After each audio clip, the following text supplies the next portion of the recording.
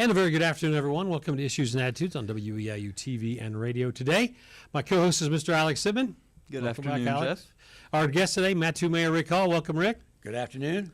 And City Manager Kyle Gill is here. Good afternoon. Fresh from a trip from Nashville, so you missed the weather. I missed the weather, but I got to do some shoveling last night when I got home late. There you go. Well, we're going to start with you, Kyle, because since last year, time you were here, it was kind of the changeover was going on from city administrator. We figured you'd win the election to city manager. So talk about, are there any differences or what as you operate your job? So there is a little bit of differences. Some of the things can be decided a little bit quicker, but the big project's still done by council. So I think the biggest change is just the council working through of, hey, this is now the city manager's, responsibilities or whatever. So 95% of the job's the same. But again, it is just a little bit of difference, and we're working our way through those and navigating those issues as they come up. Mayor Hall, as you look back on 2025, you probably get asked this a lot, but it was a heck of a year in terms of so many things going on. Where do you start when you look back at 2025?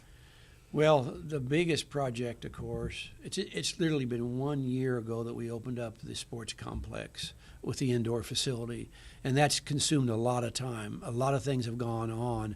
We finished the indoor facility. We have now started the outdoor facility. We had a big process you go through for fundraising, selling bonds. A lot of planning that the city has to do with roads in and out. Turn lanes, expanding them, working with the state of Illinois, IDOT. So there's a lot of things there. And truth of the matter is, and you've had some of the people in talking about housing and the efforts have been going on downtown Mattoon and how much better it looks and continues to make improvements. A lot of really positive things going on. A lot of new stores in town, retail, restaurants, hotels.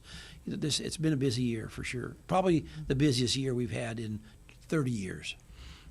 Personally, what businesses were you two most excited to see come to Mattoon out of all the new ones that have come recently? Well, my answer is going to be a lot different than my wife's. There's a lot of retail stores. Clearly we have some new restaurants. We can go now to places and buy things that we used to have to go out of town to get. And so there's a lot of retail stores. There's clothing stores where you actually have an opportunity to buy different things. Chick-fil-A was a big store that came in, and now that Texas Roadhouse is open. But there's other restaurants there are fast food places, and those are a big change. A lot. You'd be surprised how maybe you wouldn't be surprised as how interested or excited people are about getting like a Chick-fil-A or a Texas Roadhouse or even a couple of the others that are here. They look forward to that. And retail, those stores have been very busy. And it's been a busy year. Yeah, and the other two, I think the Chipotle and Panda Express out there in that same area. Just right. If you're out on a Friday or Saturday night, that area is just alive. You got to be paying attention because there's so many people out and about. It really does feel like a big city on Friday and Saturday nights, and that's part of that Buffalo Wild Wings area out there. If you look at it that way. As we look at 25, but we also think about 26. We'll start with you, Kyle. What are some of the city projects and things that will be happening for? So still continuing. We hope to see more development out there at the sports complex. We'll have the fields going, but we're working on roads around Walmart. We're looking at a right-in, right-out to the west side of Walmart. That road wrapping around, connecting with Woodell Way, widening Detro Drive. So we have 2 turn lanes back to Mattoon, trying to solve some of those traffic issues. And then, of course, we're also looking at Swords Drive, doing the same thing, widening it. But we have we're making plans right now to extend Swords north to DeWitt Avenue, which would open up more area there north of Broadway for developments. Okay. And then Rick, we joked off mic about Route 16 and the how the gigantic changes it's going through. Talk about the progress, and it should be done by springtime. Right. All the work, the tough part of the work, the curbs, the new lighting, the new stoplights, all the infrastructure. There were lines, water, sewer lines that had to be worked on. All that is done now. So the next thing that's going to be done, or virtually done, all of it is. So you don't see the cones and all the lanes blocked. So early in the spring, the asphalt will go down, and you're talking about 2 or 3 weeks, depending on what kind of weather you get in that period. It'll look like a new road, and it'll be a big change for people, and I think people will really appreciate that. But then there's other things that have to happen because of the sports complex. There's a right-in, right-out new road going in next to Walmart. It's going to give you another entranceway to Walmart. The roads that come from Interstate 57 towards the sports complex, the left end off of Route 16 into the to the sports complex and Detro Drive, we're going to have to extend those lanes, and we're going to have to put more lanes on Detro Drive and Swords Drive to handle that traffic. Those things could be starting this next year. So. And what's the status of the 57 interchange there? I mean, I know that thing has kind of been up in the air, and Kyle's over here laughing, but it's not really a Mattoon thing, but you have to deal with it. Well, we will have to deal with it. And the latest that we have is that they're going to bid it. January letting, supposedly. Yeah. So once they get that bid, then they'll be able to eventually start. They're behind, I think, in their own schedules. But the thing that everybody's going to have to be patient on when it starts, it's a 3 construction year project. That means that for 3 years there's going to be changes, and we've seen that everywhere. Champaign-Urbana and all the things that were going on there. And anytime you have a major change along the interstate, it's going to be a new design and we've talked about this before. It's going to be an entirely new design. People are going to have to get adjusted to that. But when it's done, it's going to be around for a long time, and it's going to be, I think, much better. Cool. Alex? What is like the most rewarding thing to see happen to the city that just makes you, I guess, feel good about the new changes? Well, we've been stagnant for a long time. Our population has dropped, and we're out of housing. We don't have places for people to move to. So we're getting new places that we're going to, and not just restaurants and retail, but we're getting new industrial factories to come to Mattoon. It's going to require new housing. Population is going to go up. Our town is going to start looking like a growing town, and those things are the most rewarding. The city of Mattoon played a role in that, but a lot of people played roles in this. The schools, the other taxing bodies, the airport, the hospital. It took a lot of people to get this done, and we couldn't have done it. And certainly Rural King's contribution to a lot of things has made it extremely good to work on. Kyle, you want to answer that too? I mean, same thing. Hearing things like you saying, "Wow, it looks like a big city out there on a Friday night," and I've had Deputy Chief Ryan Hurst say the same type of things to me. Seeing people coming in from other towns and saying, "Hey, we like to come to Mattoon and shop." Those are the rewarding things that we feel, and people are wanting to come here and want to see more development. So. We had Emerald Acres on a couple, probably about a month ago or so, I think, and they were talking about hopefully having the outdoor fields ready by June, July. Is that still on phase? Have you talked to them? Yep. So and the hotel? That's what they're pushing. So it all depend on weather. Yeah. But if we have a good winter where they can get a lot of the groundwork done, they'll be ready for. And speaking of weather, you answered this off mic, but I think it's kind of neat for the public to know is this last storm that hit while you were in Nashville, which was great planning on your part, by the way. How do you guys plan that going into a holiday break, knowing that there's snow coming? Maybe the guys and gals want to get out of town. How do you guys work that? So, like I said, our public works director and the superintendent, they reached out to all the employees, said, "Hey, who's going to be around? We know we got snow coming in. Who's going to be available? We're going to need people." And so we just started planning the Wednesday before and trying to get a sign-up sheet, see who was going to be available, and hit the ground running when the snow does come. And then when that happens, do they have like a system, like they know exactly, like we need 4 guys at this time, another 3 go on duty? They do. They do 2 shifts basically, and then they'll have guys out throwing out some salt ahead of time, trying to get those intersections salted ahead of time, and then another crew coming in shortly after the snow starts. Okay. Alex, go ahead. So another thing that I know recently opened is the reopening of the movie theater. Have you seen any effects that has had on the town? Everything I've heard is just people are very positive, glad to have the movie theater back open. I have a daughter, and her friends have gone out a couple times already to it, and they see the changes that are being made out there, and they're excited. It kind of builds to what everything else is going on when that thing's open, because there's nothing worse than a big building that's closed, and now that it's open with 10 movies a night, I mean, that's Right. pretty cool. Yeah. Right. And then the downtown movie theater, or used to be a movie theater, the time has been purchased. I don't know if everything's public knowledge yet, but have you heard any whispers of what maybe that'll end up being? Or I've heard different things all along the way. So I think the thought process is that, there is a coming soon on there. I think they want to reopen that up and be able to, show some older movies again. Also be able to have some other things there too, not just strictly a movie theater, but I think they're just trying to see what they can do, and be nice to have some movies downtown every once in a while. And the Big Lots building, which is everybody's still mad that Big Lots left the community. So I've heard a couple of rumors of things going in there. Anything that you know from your end from the city? We do have couple people interested in it, working on a TIF application for that right now, and we'd hope that'll get passed at the next council meeting. So be able to say a little bit more in a week or so. Yeah. Hush, hush. I'm trying to think of other thing. When you think about also you've talked about the 2026 projects a lot out by Emerald Acres, but what about like in-town infrastructure, anything else in the streets, sidewalks, or big plans, as you say, kind of project into 26? So we're continuing our cost sharing in our sidewalk program. We've put in like $300,000 the last couple of years in the sidewalk shared cost with owners, doing the same thing with some entrances in the alleys, and so we're continuing to try to improve some streets. We're looking at some overlays on different streets, seeing how we can fund those. The biggest thing is we are going to be working on a retreat with the council, hopefully within the next month, and prioritize, because we've got more work than we can ever do, right? But we're And you trying gotta to fund it. prioritize And you got to fund it. Yeah. what ones need to be done and how we're going to fund those priorities. Okay.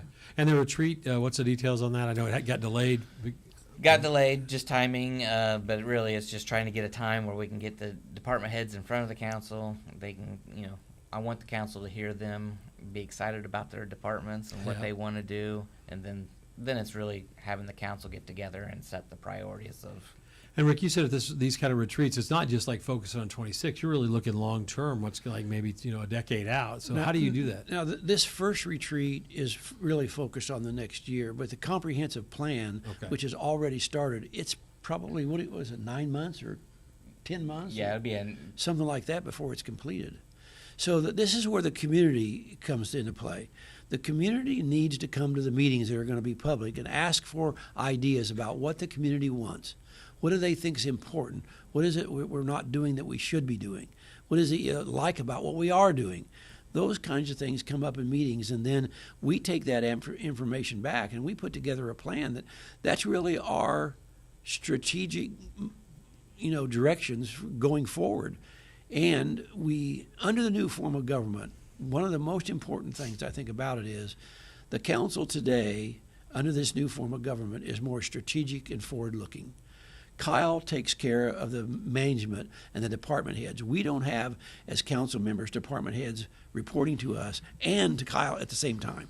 Now Kyle's in charge of the management of the city. We can help the direction, which way do we go? What is it people really want? And then figure out a way to fund that without increasing taxes. Taxes are always a concern. So we've done more with grants and new ideas, enterprise zones, business districts than we have ever done before, and also ask for corporate help. Keep in mind that sports complex, we raised $12 million in just donations. That was not paid for by the taxpayer, and other things that have come with that. Yeah. So those are all real critical to us. I look at it as if we had not done a change in form of government, we wouldn't be talking about doing some of the things we're doing today. You talked about the enterprise zone off mic. Explain to folks what that is and what it means to maybe the layperson out there who has no idea. Kyle? So the enterprise zone is basically, we give different benefits. So they have no sales tax on purchases from Illinois to build things, so the building materials. But then we also give incentives for like warehousing and new factories, a 10-year tax abatement. Retail, we do a 3 to 4 year tax abatement. It's step down quarterly, and then we're adding housing to that. So we're in the process now of adding housing to the enterprise zone, and we're debating on what we're going to do. But it sounds like maybe like a 5-year tax abatement on new houses. Yeah, we had Alex Minishek in last week, and he talked a lot about housing. That was really what he came here to talk about, and he was hoping that in the future there'll be some released information about some new housing projects, including maybe low cost or other types of housing that's going to come to Mattoon soon. Yeah. So, is there? I know you can't talk detail, but is there a timeline that you would hope that maybe construction would at least be thought of? So we're trying to get the enterprise and some of the housing TIF districts in place by summer of 2026. So that way, we hope to see some developments happening here in 2026. And we never had residential TIFs before, and we've added that to the opportunities that that we've got to help. Housing is going to be around for a long time. We've started it already. We have housing, new housing that's being developed literally as we speak. But the big projects where you're building 100 houses at a time or 50 at a time, or condominiums or apartment complexes, things that we don't do a very good job and haven't done a very good job in the past, is get some investors to do that. And we're talking to those people now. So housing, I hope that we're building new houses for the next 15 years. And it's going to help us do more things by doing that. Yeah, Alex was hoping they could rehab 30 houses a year starting 26. Yeah. He's done 29 over the last 2.5 years, and now he's thinking that it could be ramped up next year with kind of the system you have in place. Instead of tearing them all down, if they can be rebuilt, we want to rebuild them. So, Alex, student point of view, a question?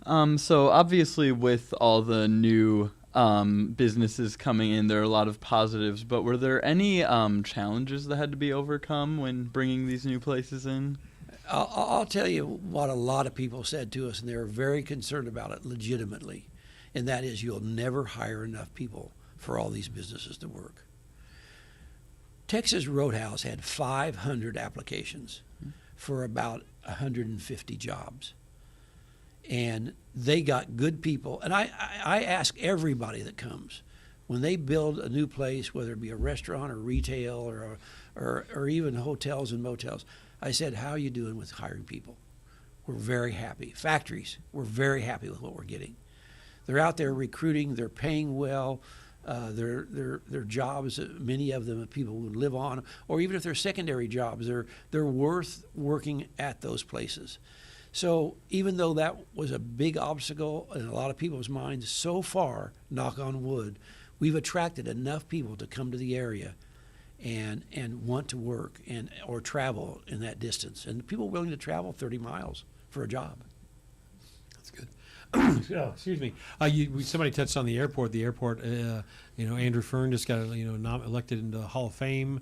Obviously, the big Rural King hangars going up. So talk about the importance of the airport and the new stuff that's going on out there. I had somebody tell, and actually I think it was probably Rhonda Sajay at the Coast Together. She said, a lot of people come to the area and find out if they want to build here a new business. And one of the first things they'll ask is, do you have an airport? I wouldn't have thought that's at the top of their list, but because we don't have any commercial flights in and out yet. Now, we may end up getting some commercial flights going to local, like to Indianapolis or St. Louis or Chicago. But a lot of these companies, if they're big enough, they've got their own airplanes, just like Rural King and others, and they can get planes or aircraft that they can rent to come in and out. So that becomes a big deal. So they're talking about new hangars, they're talking about new restaurants, or at least maybe a bit improvement to that restaurant. They're certainly Rural King is going to bring a lot of traffic out there. It really becomes critical to our success to have an airport that's used and they do a good job as they do, and by the way, can land big airplanes, jets, passenger jets, which we do quite often actually. I have a question. Can that airport be expanded any more than where it is, or is it kind of landlocked or not? So they have some more land around it that it can be expanded. I don't think it's going to expand too much in runways and takeoffs and stuff like that. But there is some designs for some economic development for some supporting businesses out around there as well. One other thing that came up, basically, if you listen to social media, that kind of sometimes it rots your brain a little bit, right? But people were complaining online about City Hall being locked, and you guys would like to address that, and so I'll let both of you go. Yeah, so for years, I've had probably the last 3 chief of police saying we need to lock down City Hall. You know, you're too accessible. People can come in and go. And so we always kind of said, no, we want to be accessible to the people. But after COVID hit, you know, we were locked down for COVID. We said, okay, let's go ahead and try this. And so we have a vestibule area where people can come into the vestibule area. We have cameras on it. We can see. There's a phone there. They can call any department. And you know, as we're having meetings and stuff, I go downstairs several times a day, open the door, let people in. We come in and have a meeting. So, you know, we're still accessible. It's just you can't come in and pay your water bill at the water payment thing. People still come into that vestibule. They'll call the water department. We'll send somebody out and take their payment. So. Okay, Rick, you want to add But anything? we you know, we still think we're a small community and we don't really need the security. But more and more, the mayors that I talk to in the state of Illinois, and I do talk to a lot of them just because I'm on the board of directors of the Illinois Municipal League, but many of them are closing down or already have closed down, and they have not only doors locked, they have police officers at the doors. They go through a screening area, no different than you see if you go over to the county courthouse. Yeah. But there's a lot of crazy things going on in our country, and to say you don't need it, our people in City Hall are much more productive if people aren't just walking in without any need, just because they got nothing else to do, and they want to talk to people. And our employees, we want to be accessible, absolutely. Citizens are our customers, and we want to do the best job we can. But I have never run into someone, and I go through that door a lot myself, that have said I couldn't get in, I couldn't talk to someone. It's just not working. You can pay online, you can pay right outside the door for water and sewer, or a lot of other things, and I just can't believe that we're not taking care of customers. They may not like that they can go right upstairs and talk in Knock an on your office door, or walk into my office. But I answer the phone all the time when it rings, and if I don't, they leave a message and I get back to them. And if they want an appointment to see me, I'll be there, and they can come up to my office and do it. And I'm sure both of you will be at Celebrate Downtown Mattoon this weekend. Talk about Friday and Saturday, what people can expect downtown Mattoon. So Friday is starting at 5 o'clock. You know, we'll have a lot of people walking up and down Broadway, and we'll have cartoon characters, you know, having people visit the shops, visit dining, and then at 7 o'clock we have the lighted parade. I always help line that up, and so we'll have a good amount of floats. I think we average around 45 floats, and so we hope to have that again, that many this year, and we'll end the parade with Santa Claus. But a couple of new things is the ice skating downtown. We have a synthetic ice skating rink that has a little glaze on it, but there'll be real ice skates, so people can go out there and rent ice skates, and actually it's free, I believe, at least on Friday night. I think it is on Saturday as well. But they'll be able to skate Friday night, and then they'll be open again on Saturday, I think from like noon until 5 or It's going to something. be the first ice skating event in Mattoon, right, ever? Downtown for sure. Downtown, yeah. So, Yeah. I mean, that's cool. I mean, the idea would be, people are talking. I mean, it's really got people talking to you. And I think that's the thing is people, they like new things. It's not the same. I think last time I've seen people ice skate was years and years ago when I was little out at Lake Paradise when we had the 2 lakes out That's there. what I was thinking too. So, Ponds, Yeah. yeah. so. We have a few minutes left. Anything that we have not gotten to that you want to get to? Do we want to talk about the water issue of last summer and Yeah. plans or anything like Yeah. that? So yeah, we had the water issue. We continue to work with that. We're working with Crawford Murphy Tilley, our engineers, on several different aspects of that. From, what's it going to take for dredging? What's it going to take for aeration into it? We've had one algicide spray already at both lakes. We're working on the next spray. We're just trying to wait for some analytics coming back on the first spray to see when we're going to make this second spray, if it'll be this winter or if we'll wait till spring. But we'll continue to do that, working on a couple different plans for improvements to the plant to treat the water easier.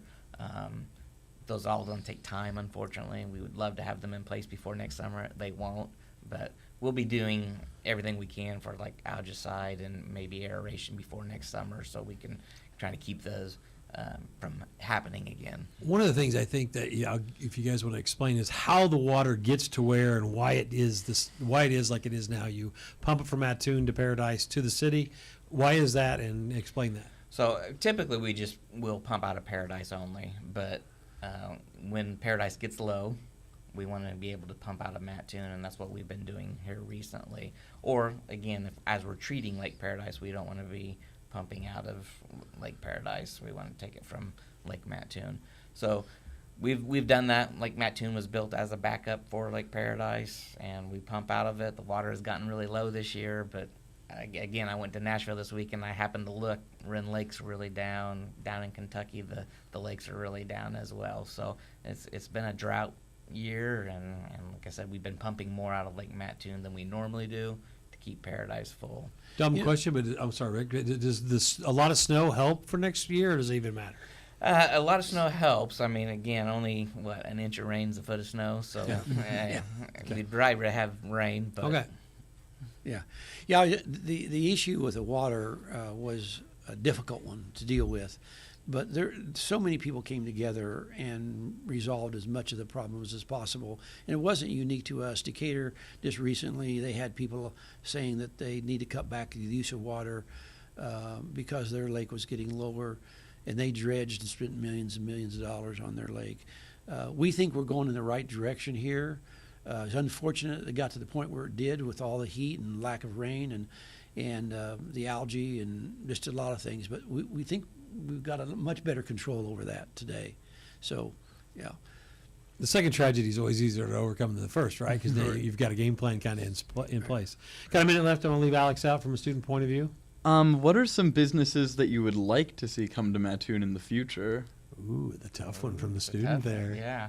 And you can use business type if you don't want to name names. I will say, Hobby Lobby is one that I get requests on quite a bit, and another chicken place, fried chicken. Well, I believe that one's coming. I know you Yeah. probably can't say yes or no, but I think the chicken place is coming. And the previous thing you said, I think, is somewhere down the line. But those are just Right. rumors, and we know that. Yeah. So, Rick? I'm going to talk more forward thinking down the road. I'd like to see technology companies come to Mattoon. I'd like to see companies that are dependent on computer technology and having a high-end, high-paying job that we can attract people, young people that are graduating from high school or are coming back from college. I'd like to see that. There's industry that we'd like to see, and so there's a lot of opportunities, I think. Kyle, Rick, thank you so much for coming in. Thank Appreciate you for it. having us. And have a great holiday season. We'll talk to you guys soon. We are WEIU.